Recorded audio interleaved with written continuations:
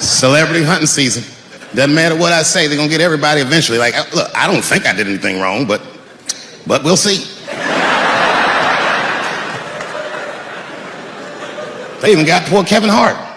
Can you imagine such a thing? Kevin Hart, let me tell you something. It was Kevin Hart's dream to host the Oscars. That's what he told me. And I remember when he told me, because I was thinking to myself, well, that's an awfully strange dream for an African American. Kind of nigga dreams of hosting the Oscars. Kevin did, that's who. And he did it.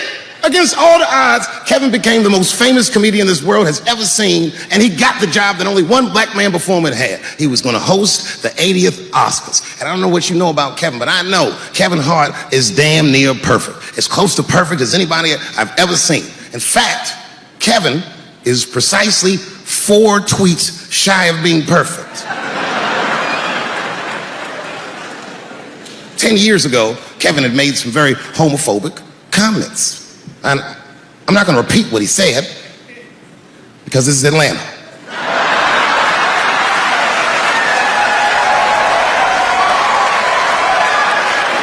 You know what I mean. I'm sure there's a lot of gay men here tonight with their wives.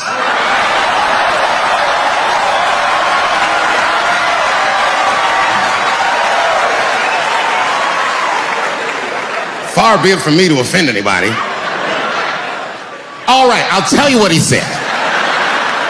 But just remember, these are not my words. These were Kevin's words.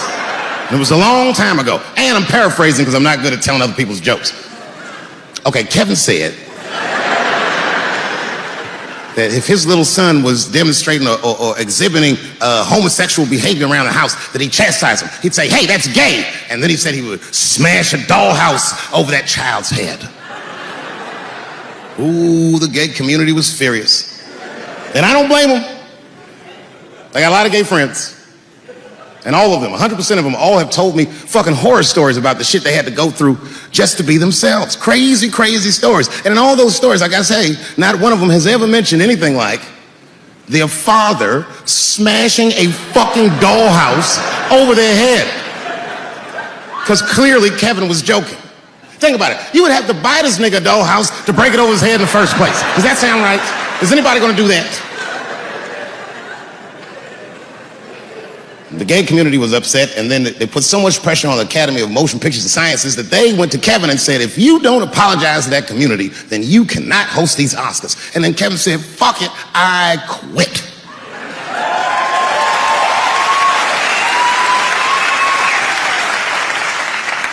And then he went on every talk show in America and apologized for 6 weeks.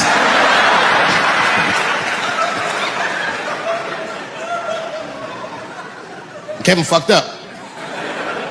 I understand the mistake he made because I've made the same mistake early in my career. This is many years ago, 15 years ago. It's when I was doing Chappelle's show. There's a, thank you.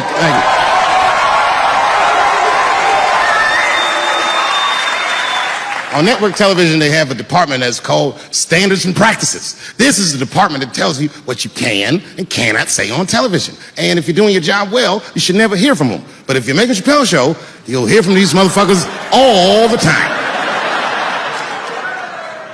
And remember, this is 15 years ago. I made a mistake. I didn't even know I had done anything wrong. I had written a sketch that had the word faggot in it.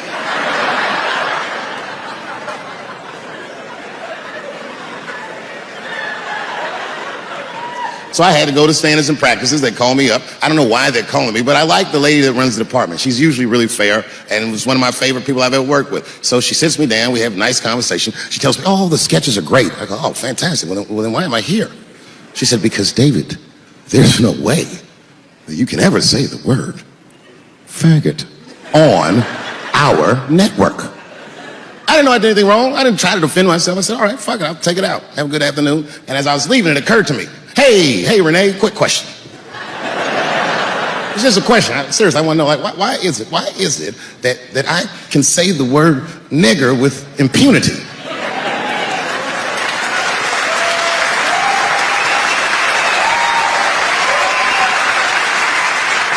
But I can't say the word faggot. And she said, because, David, you are not gay. I said, well, Renee, I'm not a nigger either.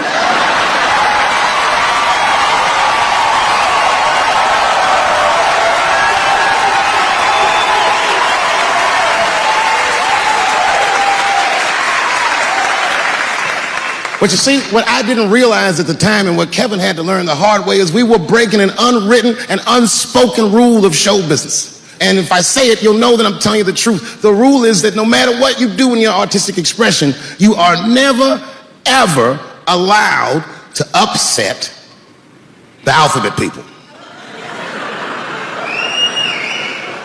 You know who I mean. Those people that took 20% of the alphabet for themselves. I'd say the letters, but I don't want to conjure their anger. It's too late now. I'm talking about them L's and them B's and them G's and the T's. People be surprised. I have friends, all kinds of letters. Everybody loves me and I love everybody. I got friends who are L's, I got friends who are B's, and I got friends who are G's. But the T's hate my fucking guts. And I don't blame them. It's not their fault, it's mine. I can't stop telling jokes about these things. I don't want to write these jokes, but I just can't stop.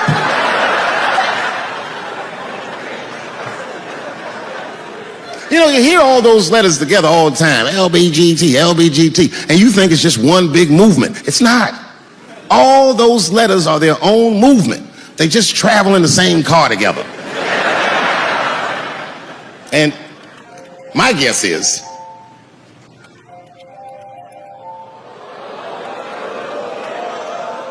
what is this, high school? This nigga probably got a babysitter or something. Go on and answer your phone, nigga. Just get that shit out of here. I'm in the middle of something important. Wouldn't it be funny if we made fun of him? He was like, and he went outside like, hello? Mama's dead. Oh no! Mama's dead.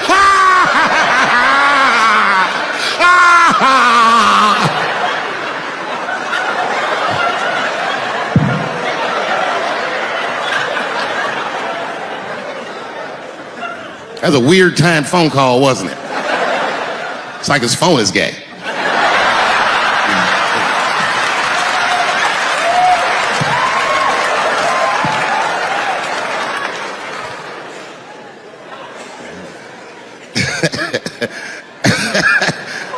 Like I was saying, my guess is the G's are driving that car. That makes sense to me, because there's white men in the G's. And these people are trying to get around discrimination and oppression. And you know how white dudes are. We know these roads. In fact, we built these roads. The rest of you buckle up, we'll get you to where you want to go. So the G's are just driving the car. Of course, next to the G's in the passenger seat is the L's. Everybody likes the L's. Except for the G's. I don't know what that's about. I just know the G's don't like them that much. And the G's always say like little subliminal digs on them. It's unnecessary shit. It's not mean, but you know what I mean? They just be like, I wouldn't wear that. The only thing that breaks the tension between the L's and the G's are the B's in the back seat. That's right, there you go. Everybody scream out when you hear your letter.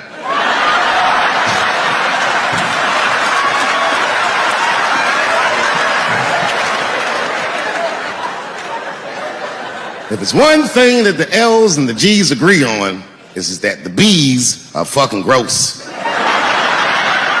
They seem greedy to the L's and the G's, you know what I mean? They're just sitting in the backseat like, yeah, man, I'll fuck anybody in this car. What's going on, man?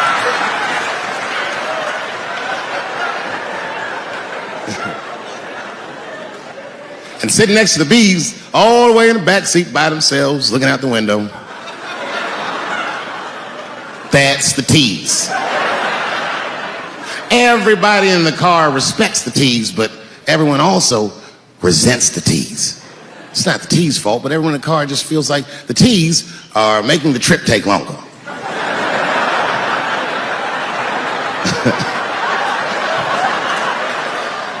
Anything the T's say gets on everybody's nerves. And then the T's don't even say anything bad. They should be in the back talking to himself. I'm hot. Shut up. Shut the fuck up, okay? Just roll the window down, you bitch. I don't know what you... What? Just said I was hot. Can you pull over at the next exit? I need to use the restroom. There is not a restroom for you for 4 states, nigga. Will you just shut the fuck up so we can get where we're going?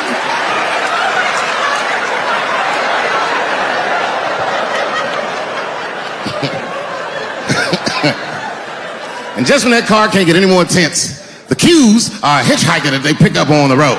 Some white dude in booty shorts is walking down the freeway.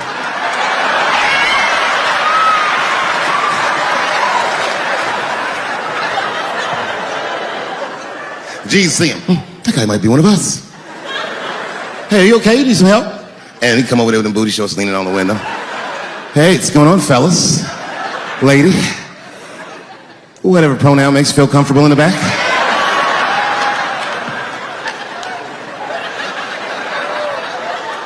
Yeah, I don't really know where I'm going. I don't know if I'm gay or I'm straight or whatever. All I know for sure is that I really want to get in this car.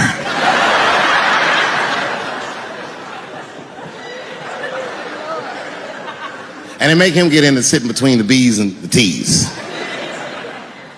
I feel bad for T's, but they're so confusing. And it's not all my fault. I feel like they need to take some responsibility for my jokes. Because I didn't come up with this idea on my own. This idea that a person can be born in the wrong body. But they have to admit, that's a fucking hilarious predicament. It's really fucking funny. And if it happened to me, you'd laugh, wouldn't you? That wouldn't be funny if it happened to me? I think it would be. What if it did? What if I was Chinese, but born in this nigga body? That's not funny. And for the rest of my life, I had to go around making that face. Hey, everybody, I'm Chinese! And everyone get mad. Stop making that face. That's offensive. What? This is how I feel inside.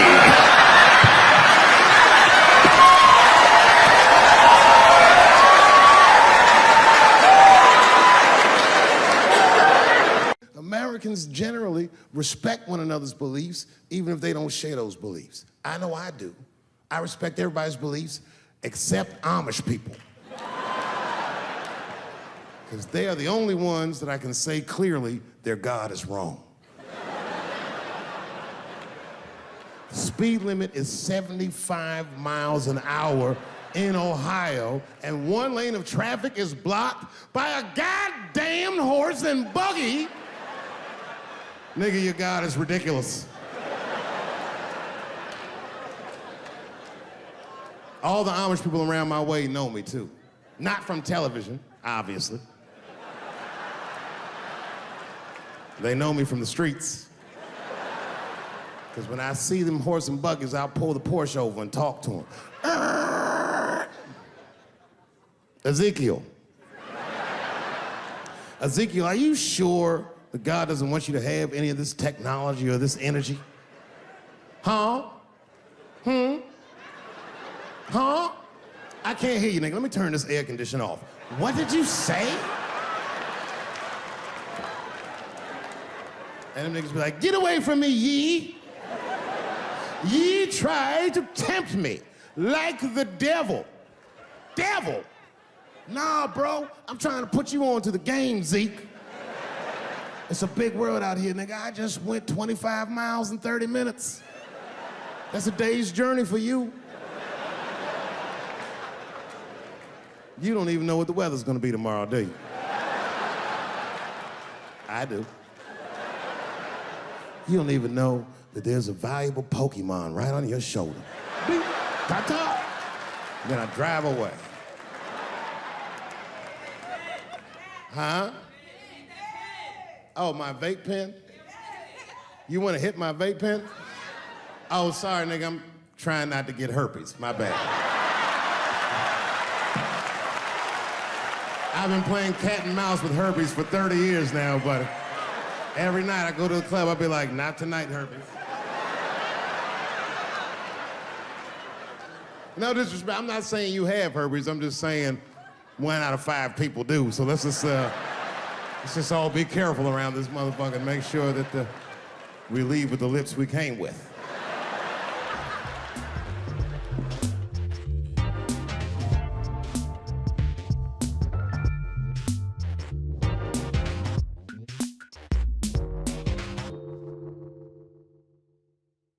Just afraid of being attacked. Happens to the best of us. Don't ever forget what happened to that French actor. You know what I'm talking about? Juicy Smouillet. He's a very famous French actor.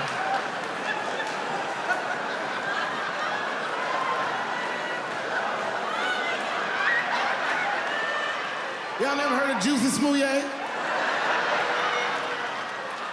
Juicy Smouillet is an actor from France.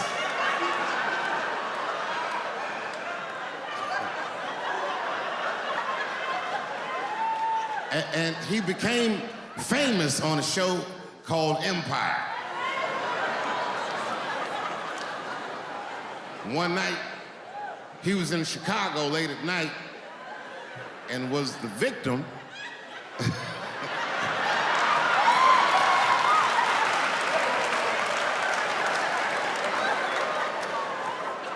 He was the victim of a racist and homophobic attack. You see, Juicy Smouillet is gay and he is black, not just French.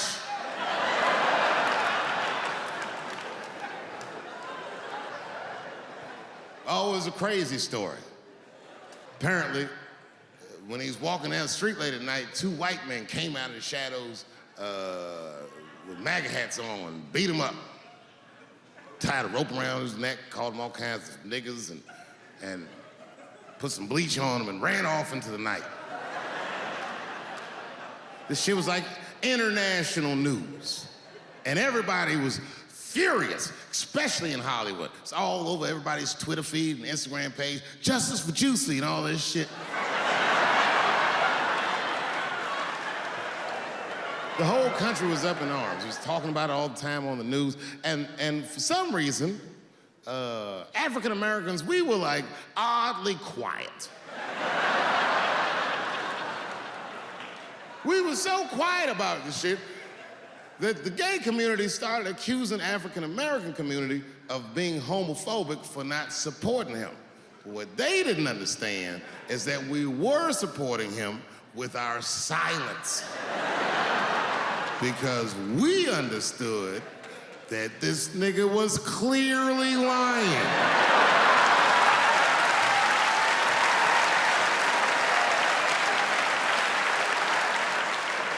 None of these details added up at all. He said he's walking down the street in Chicago and white dudes come up to him and say, "Hey man, aren't you that faggot nigger from Empire?" A fuck? Does that sound like how white people talk? I know white people. They don't talk like that. Are you that faggot nigga from Empire? They would never say that. It sounds like something that I would say.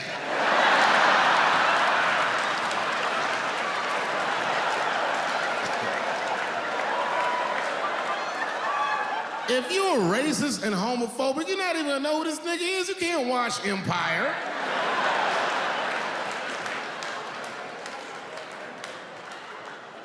Black people never feel sorry for the police, but this time we even felt sorry for the police. Can you imagine if you was a police veteran taking this kid's police report? Okay, Mr. Smouillet, please tell me what happened. All right, 2 a.m. You left the house at 2 a.m. It's minus 16 degrees. All right. You were walking. All right. And where were you going? Subway. Sandwiches?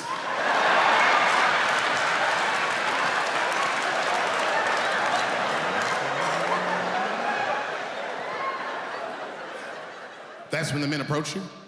Did you see them? Do you have any? Okay, what they have on? MAGA hats. MAGA hats on in Chicago? Excuse me one second, Mr. Smouillet. Frank, come here for a second. Find out where Kanye West was last night.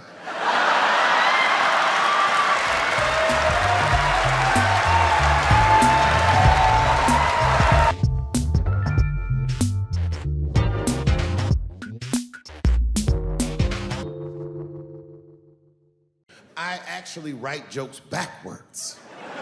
I will write a punchline with no particular setup in mind. I just put it on a scrap of paper, and I'll throw that scrap of paper in my fishbowl. I have a fishbowl in my house filled with random punchlines. And every once in a while, I'll shake the bowl, and I'll dig in there and just pull one out and see if I can make that shit work. And I picked one for this special. It's not an easy punchline to pull off. Are you ready? Yeah. Here it goes. The punchline is, so I kicked her in the pussy.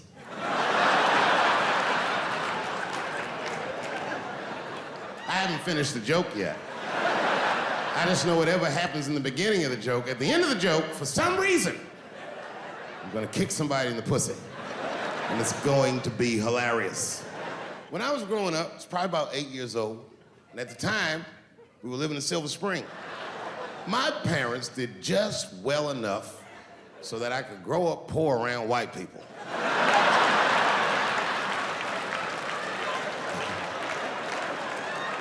And to be honest, when Nas and them talk about the projects, nigga, I used to get jealous because it sounded fun. Everybody in the projects was poor, and that's fair. But if you were poor in Silver Spring, nigga, it felt like it was only happening to you. Nas does not know the pain of that first sleepover at a white friend's house. And you come back home on Sunday and just look at your parents like, y'all need to step your game up. Everything at Timmy's house works. Timmy was one of my first white friends, like, in my life, man. And one day I was at his house, we were just hanging out, and Timmy says, Dave, why don't you stay for dinner tonight? I said, oh, man, I'd love to, but I can't. If I'm not home before dark, my mother will kill me. That was a lie. My mother had several jobs. I hadn't seen her in like 3 or 4 days. And the only reason I lied to Timmy was because at that point in my life, it was my experience that white dinner wasn't delicious.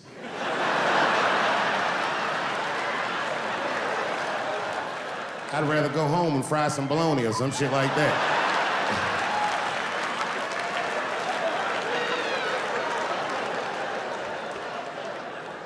But then old Timmy threw me a curveball I wasn't expecting. He said, well, it's too bad you can't stay, Dave, because Mom made stovetop stuffing. I said, what the fuck, stovetop? Well, hold on, nigga, let me make some phone calls real quick. I had seen that commercial so many times, I had dreamt of getting my hands on some of that stovetop stuffing. And finally, I met a motherfucker that actually had a box of stovetop in the house. I couldn't miss this opportunity, so I pretended to call my mother. And then I came back and I said, Timmy, you're not gonna believe this great news. Mom said I can stay. And he said, fantastic. He said, why don't you come with me and we'll help set the table and then we can say the blessing. I had no interest in setting this motherfucker's table or saying these crazy ass Mormon prayers. I just wanted that goddamn stuffing.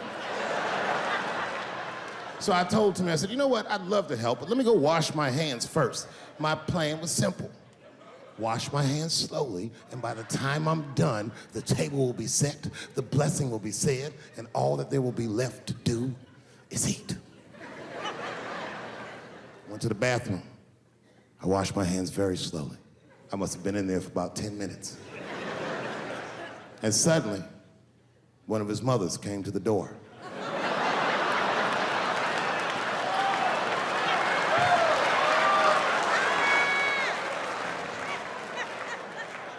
She was like, hi, David, right?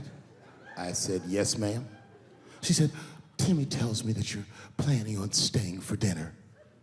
I said, I hope that's not a problem, ma'am. She says, no, it's no problem. In fact, we'd love to have you. It's just that we weren't expecting company. And I'm afraid there's not enough stovetop stuffing for everybody. So I kicked her in the pussy. Bam! Ladies and gentlemen.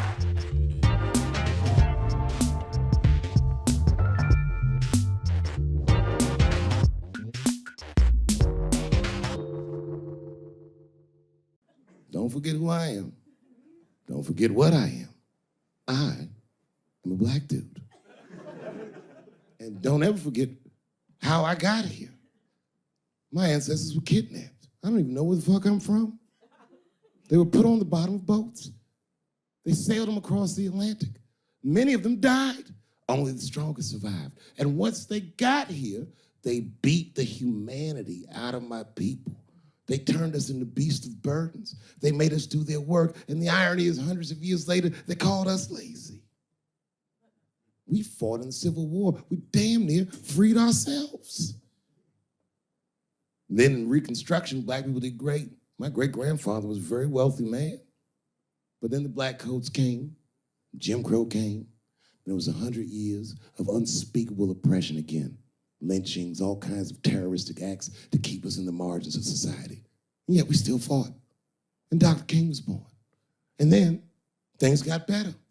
20 years after Dr. King was assassinated, Michael Jackson was moonwalking on television. Something, something, something, Barack Obama.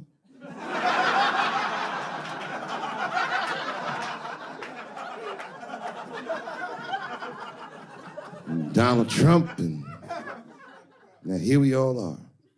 400-year nightmare. Took us 400 years to figure out as a people that white people's weakness the whole time was kneeling during their national anthem. That's a brittle spirit.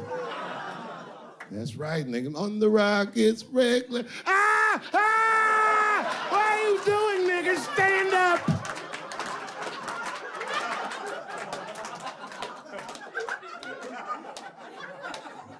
The Vice President of the United States got involved. Mike Pence got involved. He went to the game himself. These niggers will have to stand when they see me. And all them football players looked up in the stands and saw Mike Pence. They said, Mike Pence, come on, y'all. Wu-Tang. Bow! Oh! Foiled.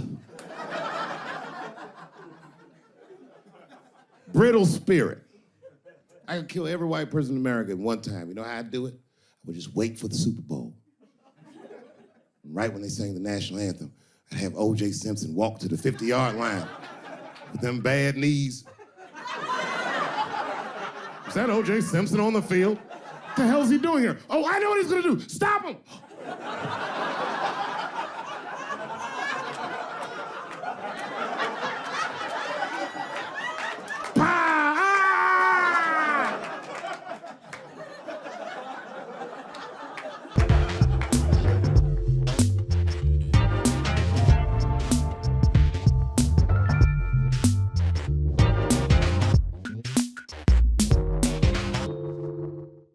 I don't know if you ever saw on TMZ the big headline, Dave Chappelle, drunk on stage in Detroit.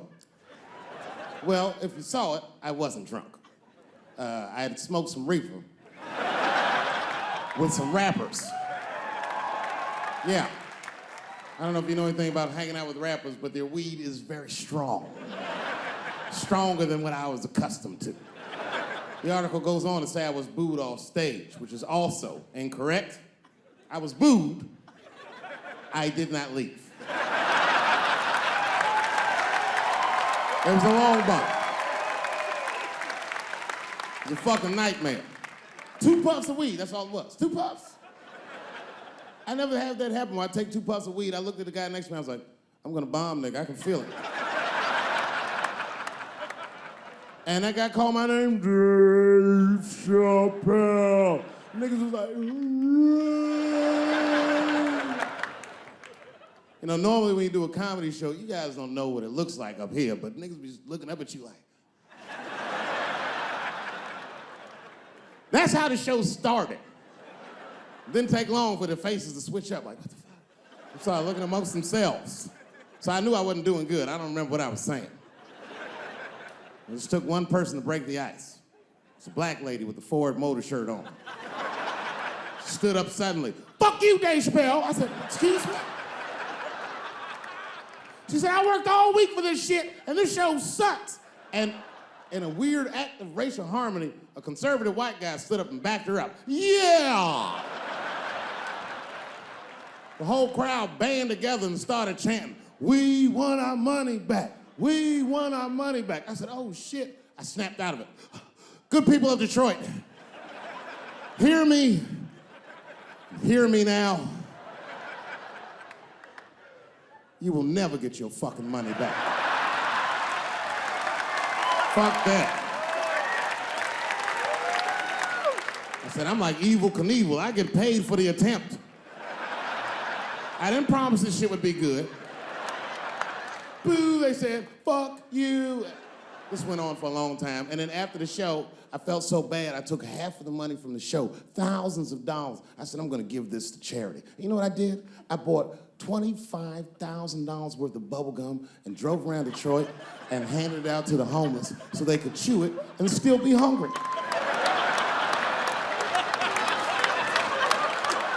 I was very mad at Detroit that night. Because not only did I bomb, nigga, I had to go back to the very same room the next night and do it all over again. Fucking nightmare. That would be like if you were having sex with a woman and for some reason, this would never happen, but for some reason, she had a mouse trap in her pussy. You get caught in the trap. And then you gotta fuck her again tomorrow night. I'd still do it, but you know, I'd be careful the next time. The old mouse trap in the pussy trick, eh? Fool me once.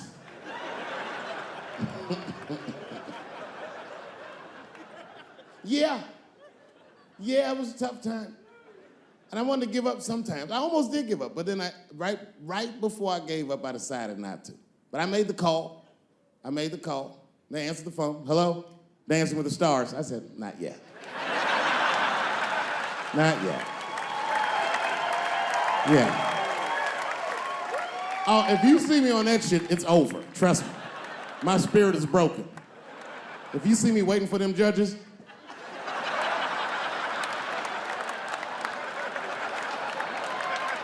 getting critiqued on my cha-cha, fuck that.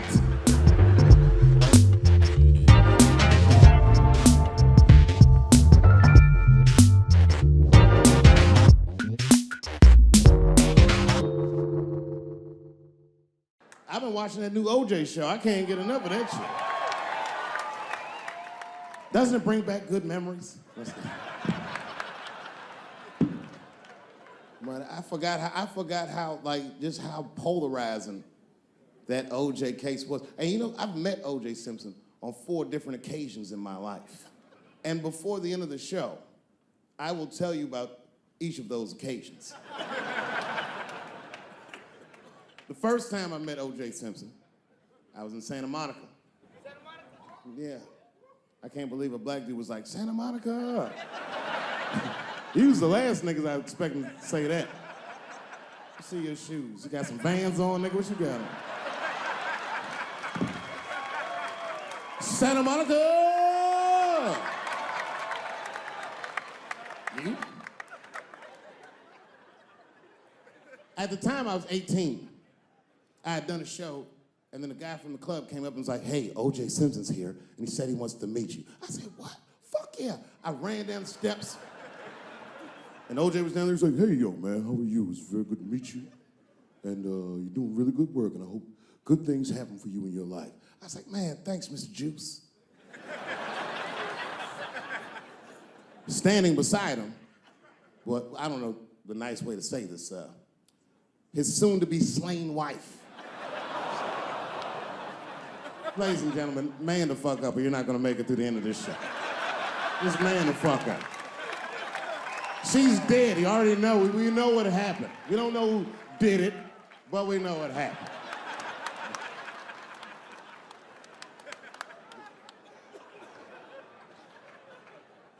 I should tell you that woman was very nice to me. She actually embraced me. She said, I think you're adorable. And she hugged me. She goes, good luck to you. And she held me for a long time. And I whispered in her ear, bitch, are you trying to get us both killed?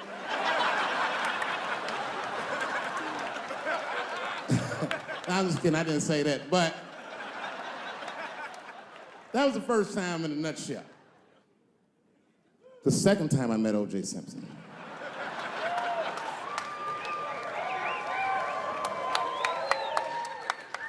Was right after the trial of the century. There I was, now a young man of probably 23. O.J. Simpson was the most famous or infamous face on planet Earth. I was in a restaurant in Beverly Hills with my agents. I wasn't alone in the restaurant, but I was alone. I was the only black person in the restaurant. And in the 90s, that felt very uncomfortable. Now I tend to enjoy it at this age.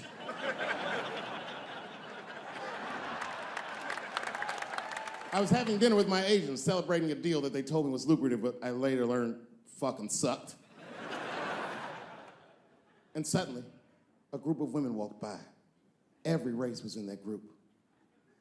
Black, white, Asian, Latina, white, and white again.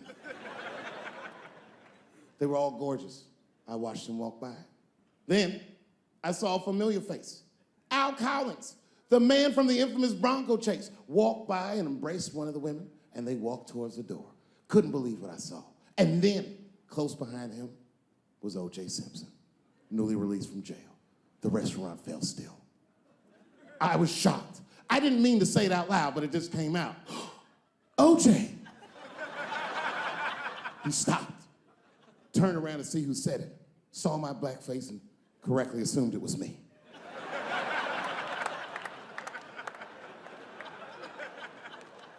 I was sitting in the corner of the booth. He leaned over all the white people I was having dinner with and shook my hand. How are you, young man? He looked in my eyes, and I could see in his eyes that he didn't remember meeting me the first time. And then he walked away. And I looked back at my agents, and all of them had nothing short of disgust on their faces. And the only one with the courage to voice their disgust was a woman named Sharon, who used to represent me. How could you, she said.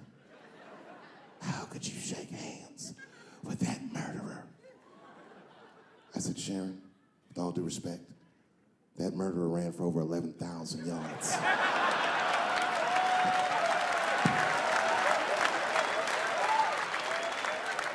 And he was acquitted, so, fuck it. Glove didn't fit. Glove didn't fit. Get over yourself. The third time I met O.J. Simpson.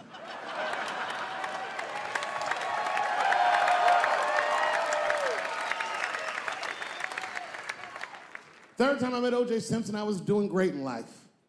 I just finished the second season of Chappelle's show. Man, those were good days. I was playing a comedy club in Miami, the Improv. I don't know if you've ever been, but if you have, you'd know. The door for the green room is right on the stage. Can you imagine such a thing? If I walked out of the door of the green room, bam, I'm just right here. It's right from the dressing room. And I did that. I walked out, and the whole crowd was like, hooray! And I looked, ma'am, as close as you are to me, I saw him as soon as I came out, the juice. And I saw recognition in his eyes, and it filled me with pride that he knew who I was. I didn't acknowledge his presence because it was a white audience, and I didn't want to start a panic.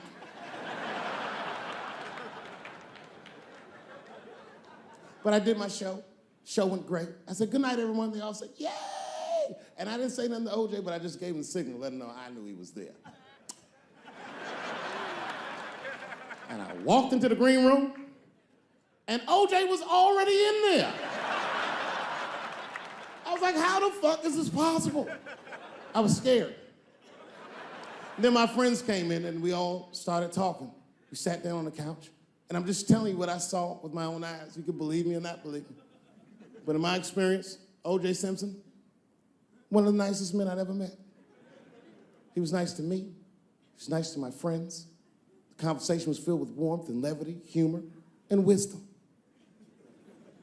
We talked for 90 minutes, and then suddenly the Juice said, "You know what? I've got to be going. But it's good to see you again, and I'm glad things went so well." I said, "Thanks, Juice." And my friend said, "Yeah, goodbye, Mr. Juice." They're new to the game. He said, "No, thank you for your hospitality. Good night, guys." And we said, "Good night." And he just walked out of the room. And as soon as the door closed, we all looked at each other like, that nigga did that shit.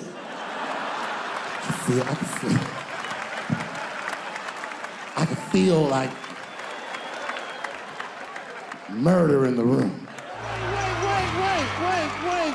Wait. I forgot. The fourth time I met O.J. Simpson.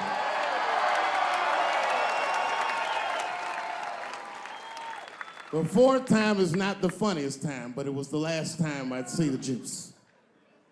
For some reason, I was at the Kentucky Derby. It's a very long story. This is right after I quit Chappelle's show in spectacular fashion. There was a party hosted by Michael Jordan, and every athlete I'd ever admired was in that room. Yes. And then I saw a familiar face by the bar, standing there, drinking alone. It was Chris Tucker. Now, you have to remember, at this time, we were both technically missing. And we went over and were talking with one another, and motherfuckers were amazed to see us together. Seeing me and Chris Tucker at that point would be like seeing Bigfoot riding a unicorn. You wouldn't believe that's what you were saying. And then, through all the gawkers, a familiar face pushed through the crowd. Here he was again, the Juice. He had his camera ready. He was like, "Dave, Chris, good to see you guys. Hey, come on, guys, let's all get together for a picture." And at the same time, me and Chris were like, "No, I can't do that." Sorry, Juice, my career's too flimsy to survive a picture with you. That's the end. Good night.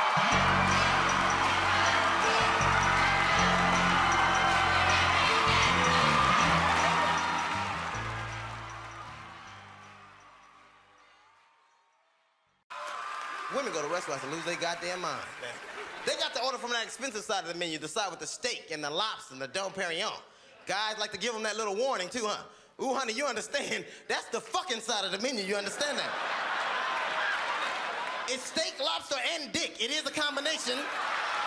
If a nigga really wanted to rape me, what can I really do? Be honest. Like, if you get past my scuffle, that's it. I gotta take one for the team. That's all I got. If you get past my scuffle, hey, get the fuck off, nigga. Hey, nigga.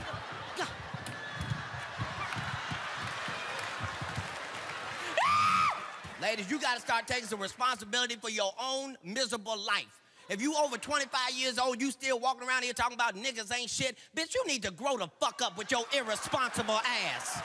What you meant to say was all the niggas you fuck with ain't shit. That's right. You need to figure out what it is about your pussy that keep attracting ain't shit niggas. Might be ain't shit pussy. Imagine if Michael Jackson was from the project.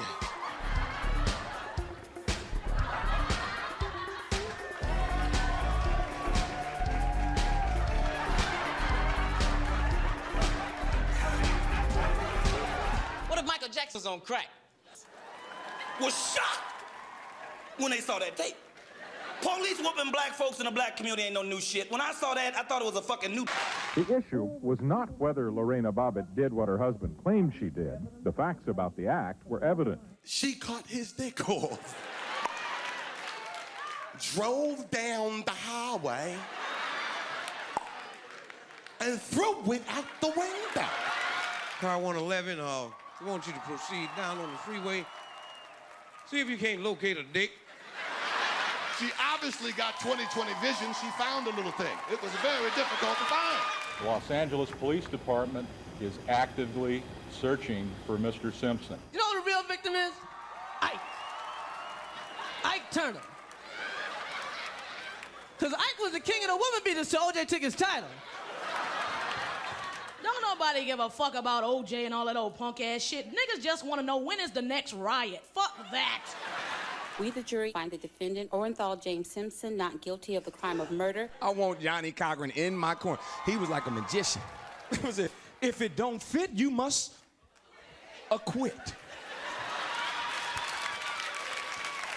I actually heard white people say that they were so upset and angry with the verdict that they couldn't sleep. Well, you know, black people have had insomnia for 400 years. Every prison is filled with niggas, just overcrowded with niggas. One motherfucker gets away. Hey! We gotta take a look at the justice system. It's not working.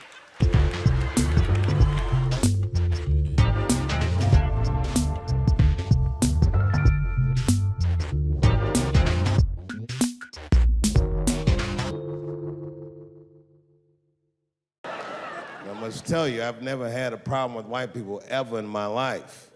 But full disclosure, the poor whites are my least favorites. We've gotten a lot of trouble out of them. And I've never seen so many of them up close. I looked them right in their coal-smeared faces. And to my surprise, you know what I didn't see? I didn't see one deplorable face in that group.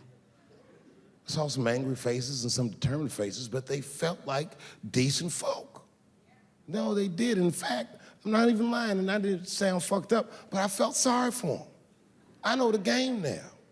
I know that rich white people call poor white people trash. And the only reason I know that is because I made so much money last year, the rich whites told me they say it at a cocktail party.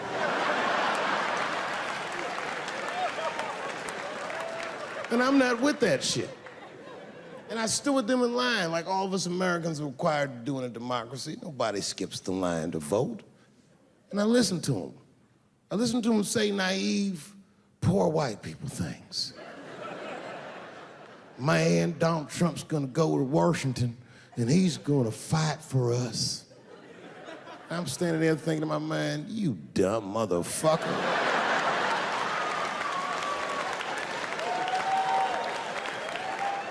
You are poor.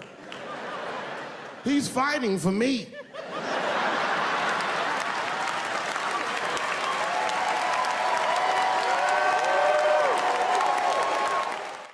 It's like that white black bitch that's in the news all the time.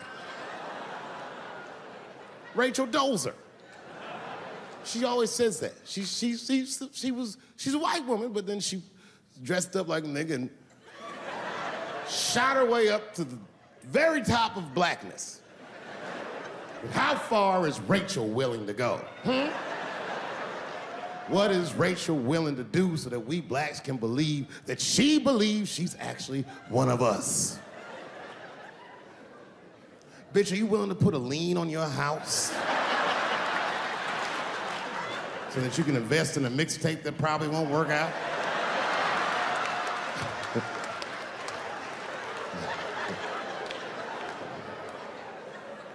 She didn't even change her name.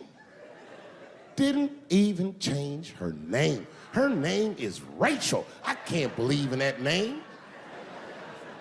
If you want my support, you're gonna have to change your name to the blackest shit I've ever heard.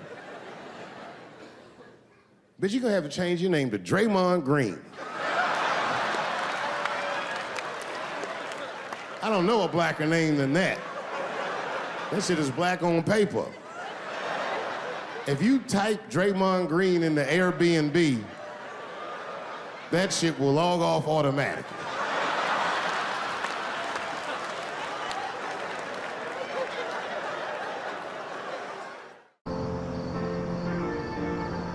Netflix's A Joke Fest is happening again. Third time in LA. Beautiful Los Angeles. Bigger, louder, everywhere. On paper, complete. But it's missing something. Or someone. Dave Yeah, that Dave. My friend Dave. Dave's pulling up. And now, we got a ball game. Cue the fucking drones.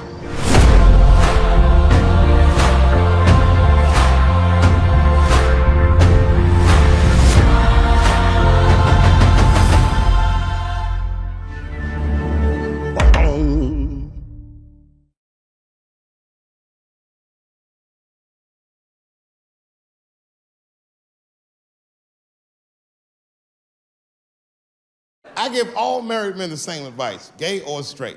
Get a dog. This dog will love you all the time, but she's not going to.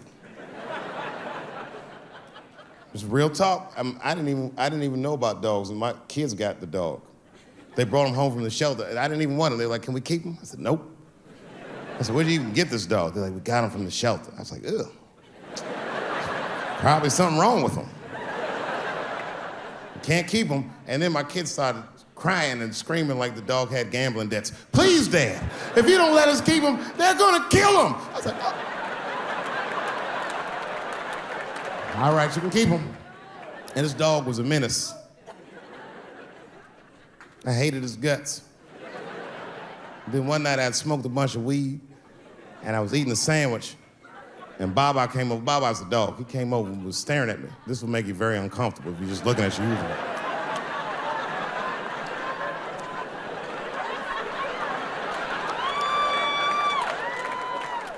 I had to give him a piece of my sandwich so he'd go away. And that's how we became friends. Now, if you see me walking down the street with Baba, I ain't got no leash or nothing. He walks right next to me. If I stop, he'll stop. And if I go, he'll go. And all my friends are like, "Yo, Dave, that shit is dope. How you train Baba to do that shit?" I've never trained Baba. I'm just a messy eater. If I drop food and Baba's not around, all I gotta do is call him. "Baba!" He's a black dude's dog, so he doesn't come right away. He peeks first to see what's going on.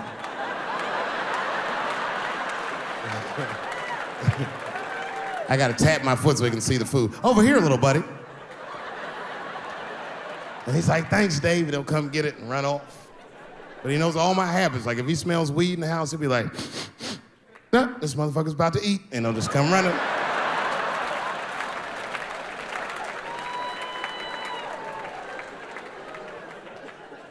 Baba got me through a very difficult time in my marriage. We spend the most time together. Like, it's not that me and my wife don't spend time together, but we've been married so long, it's like we don't talk like, I don't know if anyone's married here, but if after 10 years, all that chatty shit goes away. You've said it all. You know what I mean? It's just, yeah, we're just in the zone. She says the same shit to me every night before she goes to bed. I'll be the last one up. She's like, "I'm gonna get some sleep, Dave. Good night." "All right, babe, we'll stay up and watch television. Good night." And she'll walk halfway up the steps. "David? Don't eat the kids' lunch." And then she walks away.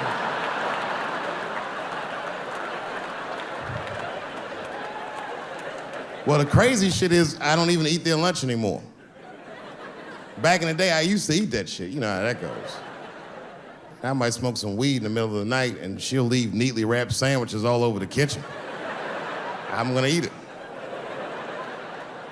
What's the big deal? Why can't she just make another one in the morning? I mean, it's like, I got sons anyway. And sons love everything their dads do. My kids would be at school the next day, just look like, "Oh, Dad bit my sandwich. Oh, shit!" Their dad is Dave Chappelle, man. You could trade that sandwich for something better. What I'm doing is adding value to their lunch.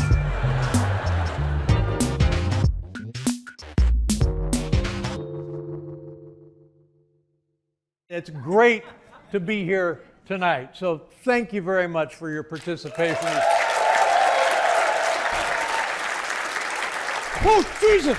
What the holy crap! Oh, I'm sorry. I thought I saw a guy coming up here.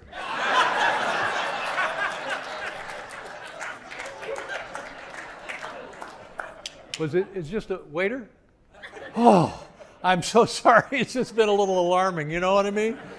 Let's get one thing straight. In deference to the other performers tonight, and by the way, now we're talking about a comedy festival because we have comics coming out for you tonight, and that's a tremendous idea. In deference to the people coming out here, let me just say this. When the show is finished, I will be in the lobby. And if anybody wants to come and beat me up, by God, come on out. How many of you would like to hit me right now?